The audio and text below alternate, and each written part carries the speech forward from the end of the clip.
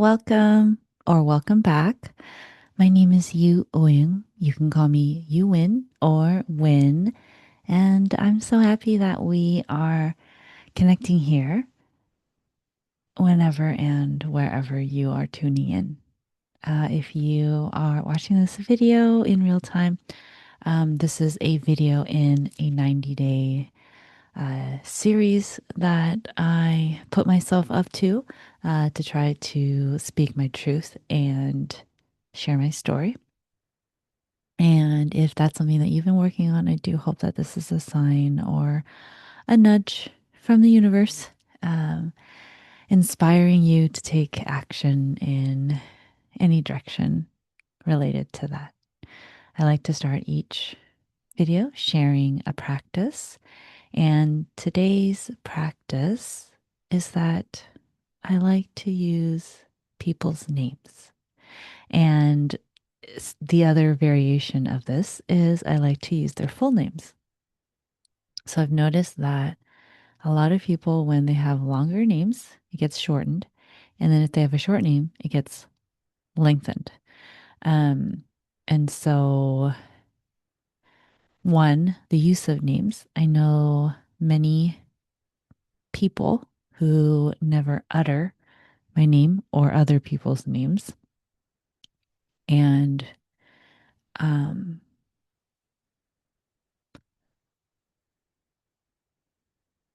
I don't know what it's about. I guess it's probably personal.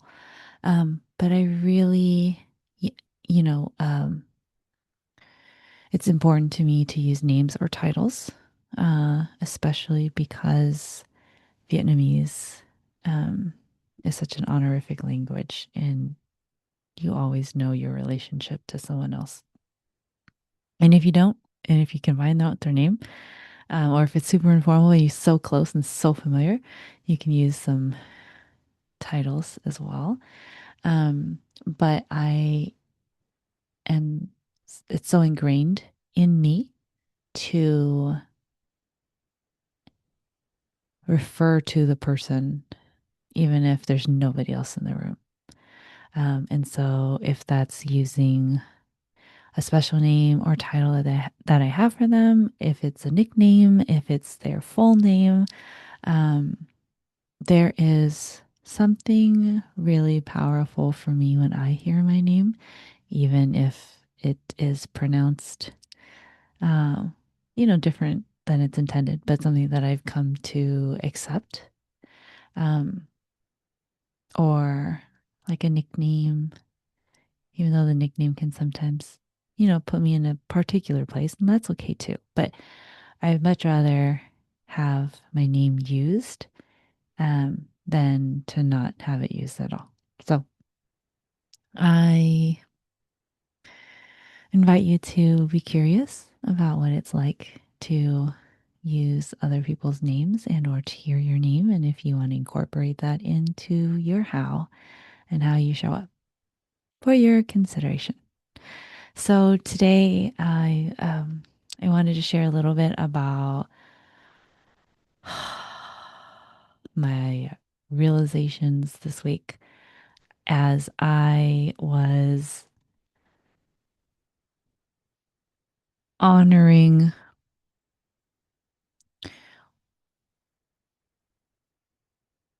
the speaking of my truth in relationship, which I think is actually more important than speaking my truth in general. Um, as I was honoring that, I had a session with my therapist, and we've been going at it for weeks around playing it small, not expressing my emotions, um, not being regulated. And so, what I came to realize is that because my body is in a constant state of stress, old habits, toxic stress, um, I have a difficult time being able to notice when I'm stressed because I'm in a constant state of stress or tension. Um, and so she was highlighting with me that when I'm aligned, I can be more relaxed.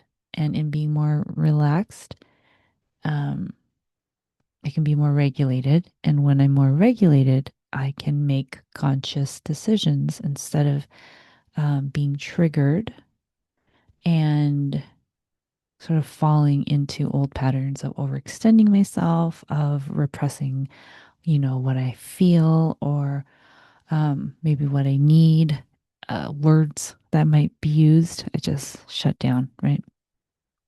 So, because I'm in this constant state of like tension, I can't notice when I'm stressed, right? Because I'm stressed and I'm tense. So if I can practice relaxing, I can practice regulating, I will be able to notice when I'm out of alignment, when I'm overextending myself, when I'm triggered, when I'm holding back, when I'm playing small, right? And so this really hits me, even though we've been talking about and sort of coming at it from different angles for months now. Um, I was very excited. She was very excited that I was like the learning, the like becoming more aware of myself and this sort of like light bulb moment of all these pieces coming together was really important.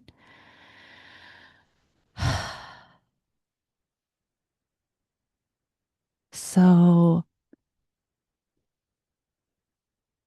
I don't know if there are, if there's any similarities for you, if there is, trouble relaxing for you. Um, One of the things she said was, when my body feels relaxed, I can be more regulated. And when I'm more regulated, I can be more authentic, which is another way of kind of getting there.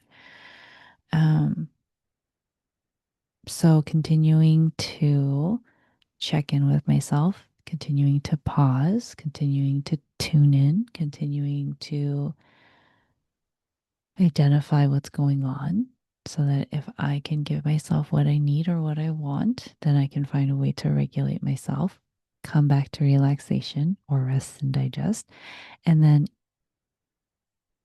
hopefully to be able to maintain that because of the different strategies, the different practices, and yeah, I guess I don't want to have to keep being misaligned if I'm fearful of how someone's going to react to what I say or how I act or what I've done. Um, I did really appreciate the repetition of the word alignment because that actually was earlier this year very important to me when I was defining words like success and, like what I value. It's like, oh, success to me is the alignment of mental, physical, emotional, spiritual elements. It's also, the alignment of like thoughts and words and intentions, right? Alignment. So that was really helpful for me and feels like it came after the Neptune stationing direct in Pisces. So that was big for me this week. And I'm still sitting with how I honored what I have been working so hard to resist and finally was like, oh, okay, I did it. I'm still trying to figure out what it means that I spoke my truth in relationship, but we will see. And then lastly, I just want to share Something that my therapist said. I was like, I'm going to quote you. So she said, when you're brave or courageous, you're always in alignment. So I hope that you have opportunities to be brave, to be courageous, opportunities to embody your courage and your bravery so that you can be in alignment as well. I look forward to connecting with you again next time, if that's in our cards. And in the meantime, please take good care. Okay, bye bye.